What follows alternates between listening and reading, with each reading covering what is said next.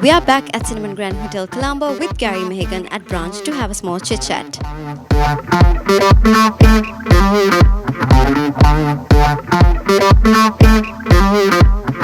Putting me on the spot, wasn't it? I was listening to all that lovely list of sponsors and thinking, that's a long list. But we couldn't do it, just so you know, we couldn't do these kind of events if we didn't have the sponsors we've got. So, hands up to them, they've done an absolutely brilliant job. And to be honest, I was just saying to the chef, when we started planning this event, he was, can you send me all your recipes? Can you send me all the recipes? And I'm like, don't worry about it. I've got a crew, we'll come in, we'll get it all done. They have been absolutely brilliant. Like the two events we did that we were, I actually put my whites on, I was doing some work, but we worked very hard to pull the events together. Using local ingredients, we did a 6-7 course menu and a 5-course menu with snacks and canapes on top of that. And the team here have been absolutely brilliant. Like I've just been thrilled. It's so different to my experience that I've had this year in other places, just so you know. So well done to them. What else have I got to say? Everybody keeps asking me, how's Sri Lanka? I go, I don't know yet.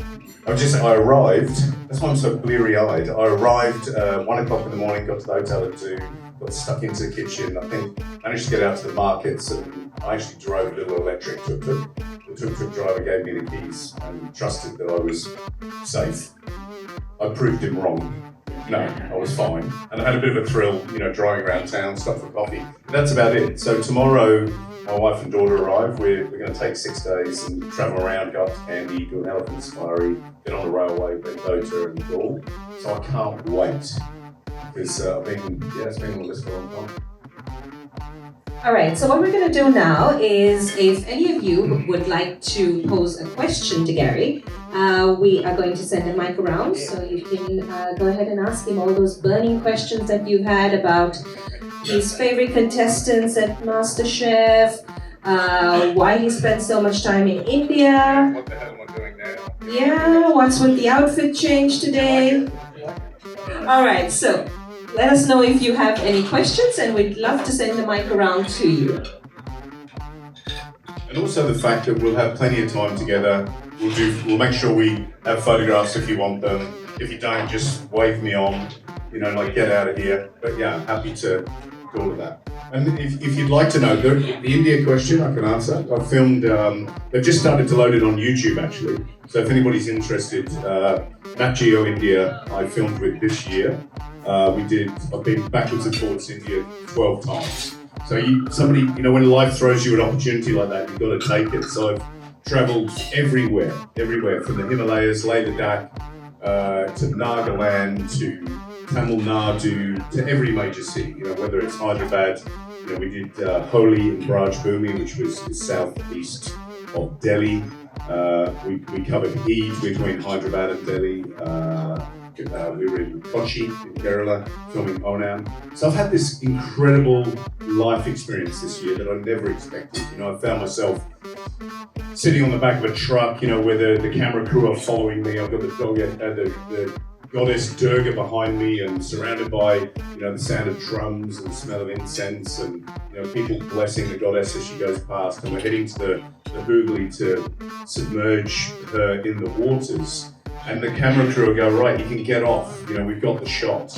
And I just go, nah, I'm staying here. Like it's been, when the sun's going down, it's atmospheric and wonderful. You're surrounded by wonderful people that are sharing their life and their experiences. And it's just been an absolute thrill. It's been really lovely. So it's been a year of travel. I've been lucky enough all over India this year. Been back to the UK to see family, went to Italy, Came back through Vietnam with Matt Preston to spend 5 days eating, which was terrible because he's like the triathlete of food, like trying to keep up with that guy, smashing 4 different banh mi's and pho and bun cha. That's why I put on a bit of weight, so I'm going to be on a diet when I get home. And then, of course, now Sri Lanka. So I feel very, very blessed this year, particularly. It's been lovely. I'm just filling in the quiet, you know, when they say I didn't learn anything while I was talking? Yeah, I haven't learned anything. If anybody's got a question, happy to answer. Hi. Hi. We literally grew up watching MasterChef. It was like part of our daily ritual. So you would have been like 5. Yeah, we were very small. I've just got old before your eyes. Yeah, we're like 24 years old. And every day after school, we just come back, and every day at 9 p.m. it was like a religion for us. We just switch on Star World, and it's just so crazy to think that we're like right here. See, my daughter's 22 and she couldn't stand watching me on television. And I'd say, why don't you watch it? She goes, Dad, you're here all the time. Why do I want to watch it on TV? And actually, when she was younger, she would have been about 8 or 9. And I remember the girls at school would say, "Your dad, the guy on MasterChef," and she'd just lie. She'd just go, "No."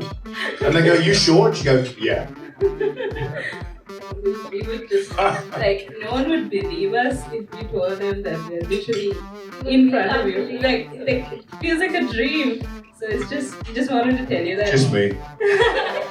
You know, you have to know that the 3 of us, George, Matt and I, are just the same in real life as we were on TV. Like, the wonderful thing about MasterChef, so it was a UK concept and it was quite colloquial, I suppose.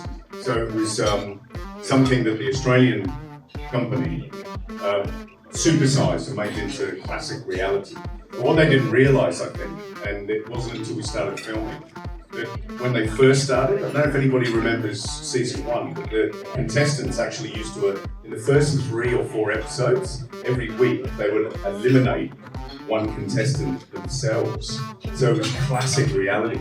And they realised when they were filming, I think the exec producer came up to me, or came up to the 3 of us within the first couple of episodes and said, "I don't know what you're doing, but just keep doing it because it's great." And it was very unusual. Like, there was normally a good judge, you know, an okay judge and an evil judge. And people would say, "Which judge are you?" And it was never like that. So we, you know, that instant kind of connection between Matt, George and I, we all knew each other. George was my apprentice. You know, when he was 17, he used to have loads of black hair. We'll try and find a photo. He did really badly at school, like really badly. And we employed him at Sofitel. And he was there 4 years working under us, 2 years working in my restaurant where we went and opened it. And then he went off to become like one of the most amazing chefs in Australia. So better than me, you know. But it was that kind of natural conversation that we had between each other, a respectful conversation between each other that I think made it a success. Inclusive, collegiate, you know, always trying to teach the contestants. And we used to get told off all the time, particularly George and I, because we were chefs, because we would walk up, you know that thing where I go, "What are you cooking?" And you go, "I'm going to do a chocolate cake." And you go, "Wow, you've only got 45 minutes left. Are you sure you can make a chocolate cake in 45 minutes? Which means you can't make a chocolate cake in 45 minutes. So we would try and say, "Are you going to do a big one or a little one?" So if you do a little one, you can cook it quickly. And they would just, "Yeah, I'm going to do a big one. It's not going to." So we used to get told off the earpiece, and they'd say, "Right, enough advice. You need to move on because we want to see some disasters, you know." So we would go, "Oh well, George, what do you think?" And he'd go, "Well, I think it's going to be tough, guys." And then we'd walk off. And when we were off camera, we'd go, "No, don't cook the chocolate cake." But of course, they still did. Did you ask a question?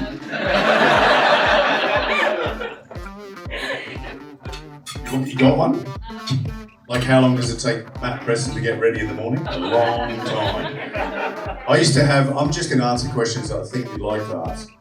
So there was I had like 2 grey suits, and Matt Preston had like 60 multicoloured floral stripe. He had the whole wardrobe budget for all of us. Gary. Yeah, go for it. Hi, Gary. Hi. My family and I really enjoy eating all Indian food. one of the programs that you featured in, you recommended the Indian accent restaurant in Delhi. Because of your recommendation and our regards to you, we actually tried it out. It's fabulous. Oh, good. I think it's Chef Manish. Yeah. Just want to ask you, do you still rate them up there, or do you have any other recommendations? Yeah, I think where Manish sits. He's like me, he's getting a little older, but he's really, I suppose, among probably 3 or 4 other guys. Actually, not even that many. Gave permission to young chefs in India to have a plate. To fuse a few ideas together, present things in a different way, and certainly in India in the last 15 years, it's changed incredibly. Certainly the big cities are, like any big city in the world, are dynamic and, multicultural in a food sense. And when I first visited, I didn't think that was going to happen so quickly. So he was really one of the first chefs to give permission, and also to train a whole generation of new chefs that are now passing on those same lessons to young charges themselves. So, for example, in still a great restaurant, love him to bits. He's a beautiful man. Aditya, who's been traveling with us, we ate together there. Did you love it? It's beautiful. It's a beautiful restaurant, and people fly in internationally just to Delhi just to go to that restaurant. So it really started that whole trend of putting India on the map, in a culinary sense. I don't mean the food landscape is incredible, but from an international perspective, it's changing perceptions, right? So he started that. Now you've got, recent trips to Mumbai, for example, Eka Dining, young lady there and a young team, positive, happy, creating beautiful dishes. Mask, a guy called Varun Totlani, doing incredible, world class. If there was Michelin star, are there Michelin stars? No. If there were Michelin stars, I'd say that Mask would have a Michelin star for sure. A guy called Pratak Sadhu, who's just opened up in, what's the name of that restaurant? No. Up in, is it Uttar Pradesh, or am I in the wrong state? Up in the north, up in the mountains. So he's gone back, he's in that Noma style of, sense of place. Everything sustainable, foraged, indigenous, which is wonderful. Where else? Even at Bombay Canteen, which is really a big brasserie, but still, Hussein Shazad, who's just gone to Melbourne actually, I think he's still there. He won Chef of the Year this year. So there's lots and lots of things going on all over the country, which is wonderful. So, now when friends visit, it's more of a case of, what do you want to eat? Do you want to go traditional, do you want to go street, or do you want to go high end? And it's lovely that it covers all of those places. Gary, to your right, Beyond the Pillar. Beyond the Pillar, that sounds like a book, doesn't it? You can walk around. Oh yeah, let's do that. Beyond the Pillar. What's your name?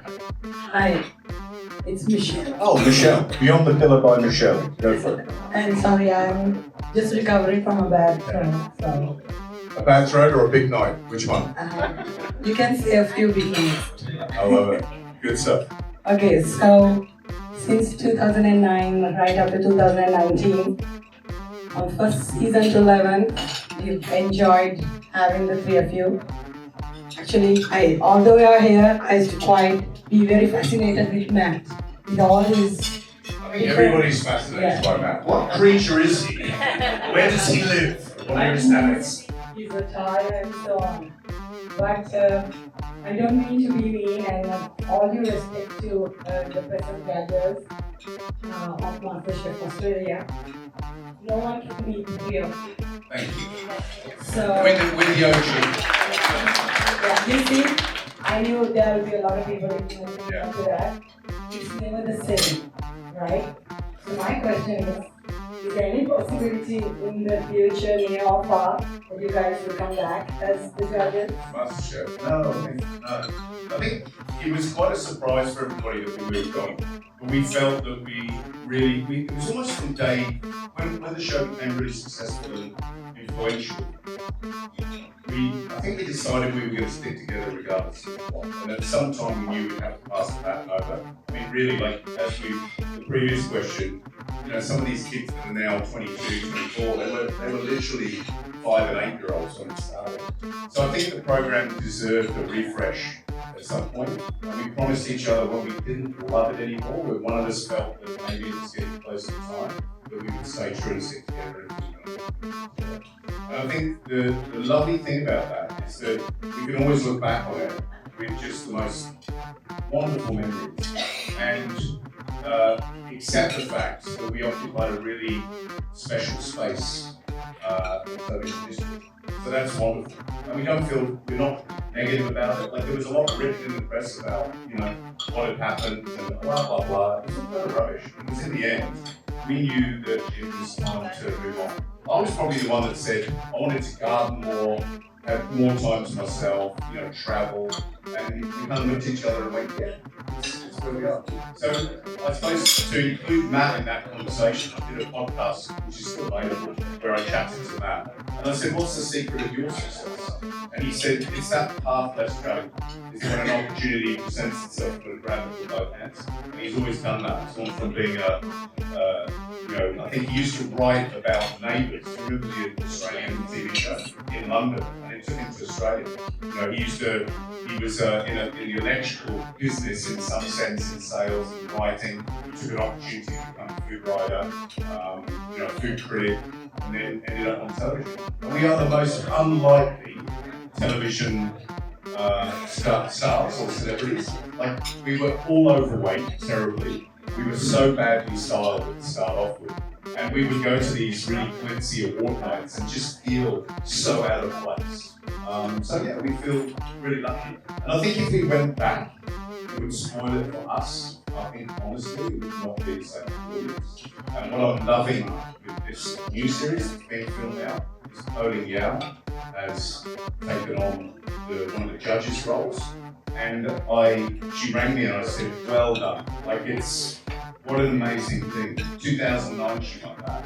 So fast forward through her business, starting a business, becoming respected as a professional, becoming one of our colleagues rather than a contestant. And now with all that experience, dragging her back into television. I think that's wonderful. I think the lineup now is absolutely awesome. You've got Sophie Levin, who's very well respected in Australia.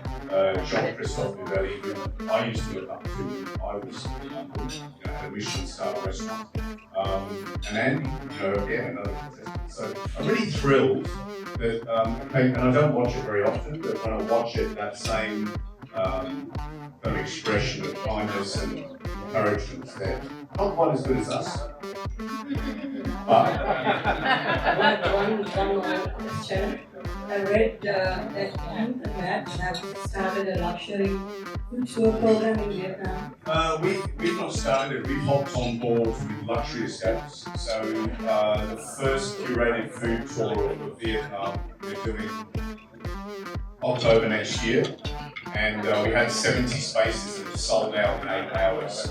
So we're really happy. So we're going to ask for more money and do more of them. Oh, and actually, there you go. If you follow Luxury Escapes, there's more coming. So we're doing 4 research trips next year, and then in 2025 they'll roll out. And they most probably will include India, Japan, Sri Lanka. We're still working out the final. We're basically drawing circles around where we want to go. And the one thing we want to do is George, Matt, and I did a world tour once. It's our 10th year of MasterChef. It's like a reward for, just doing something amazing. And we picked 10 of the best restaurants in the world that we wanted to visit, that we would probably never go to again. And we did it. And people said, you should have filmed it. They're like, no, this is for us. We had the best trip. So we're having this crazy idea that maybe we could do something like that and curate like the world's best food tour. But it would be pretty damn exclusive. I said to Matt, how many people do you want to take? And he goes, not many. They'll slow us down. We need much closer to you over here. Shows like MasterChef and Gary Mehigan. Do you think that we can change the mood of food today? And also give a pathway to people that can open up restaurants and that happy. That otherwise have to go to your food you think that when MasterChef will open up the world people to the passion?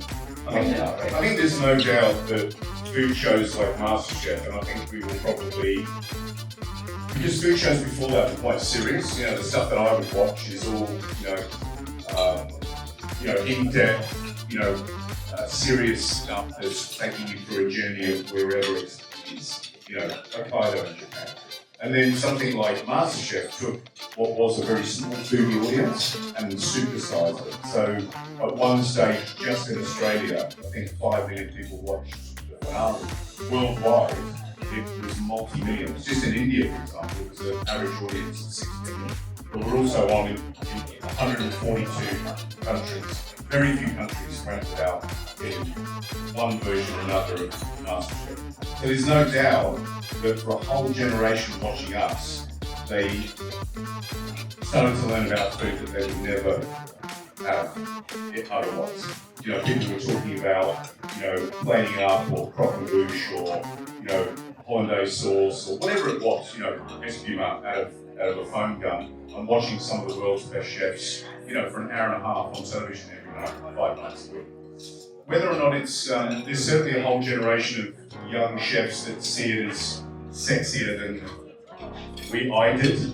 There's a whole world of opportunity that's entrepreneurial that didn't exist, I think, when I was growing up. But that's for many reasons, not just MasterChef.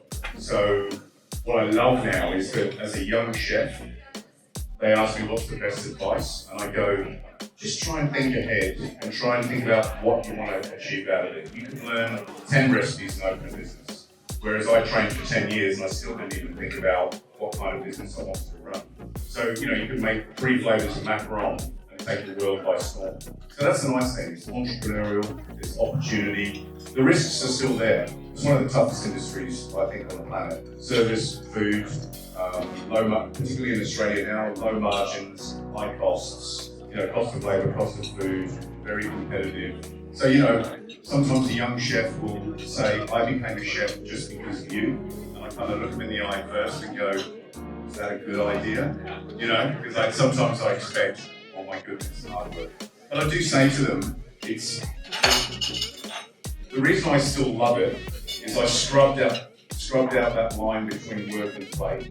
So I've made my whole life about food, about learning about food, cooking, delivering, being a chef, a restaurateur, and all the friends that I had many years ago that said, oh, your hours are terrible, we're going out on Saturday night, you're never there. I just got rid of those friends and got new friends where I could go out on a Saturday night at 12 o'clock, sit in a bar, and just have cool hospitality experiences.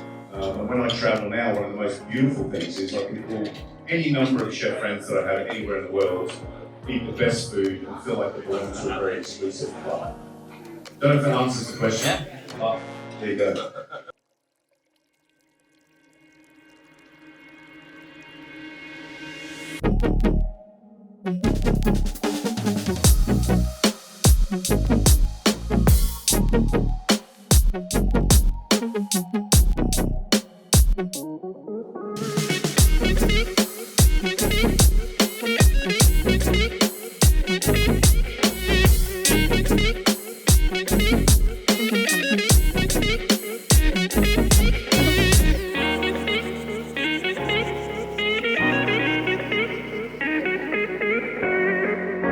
Hi Gary, how are you feeling today? Yeah, great. 2 dinners down, it was pretty good. I'm pleased about that. 2 dinners and 4 events. I've got a couple of things to go, but yeah, really pleased with how things have worked out.